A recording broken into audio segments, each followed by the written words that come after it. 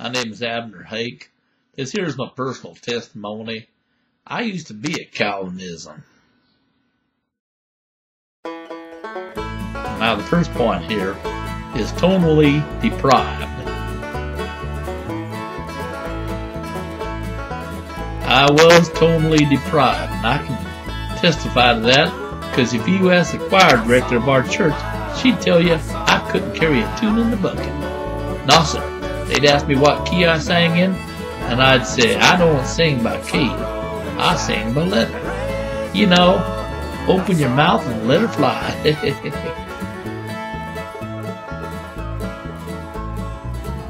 Now we come to the second point here. Unmentionable affection. Yes, I used to believe that there was some folks that they didn't want nothing to do with God, but he was going to drag them kicking and screaming into heaven anyway.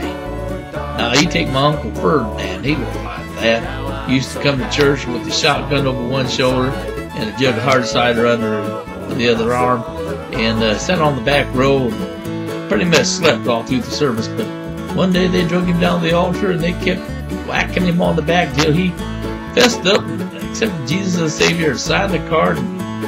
Well, anyway. Now, the next one's the tricky one. It caused all controversy. It's called a little bit of atonement.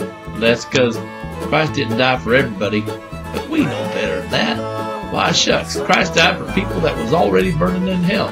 They asked me if I believe that, and I said, why, sure. For God so loved the world, I don't see anybody being left out there. Hitler, Mussolini, everybody, even those who God foreknew would reject him and go straight to the lake of fire.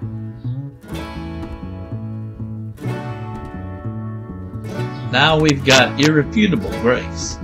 It's an irrefutable fact that God gives grace to those who call on him first. If you seek after God all your heart.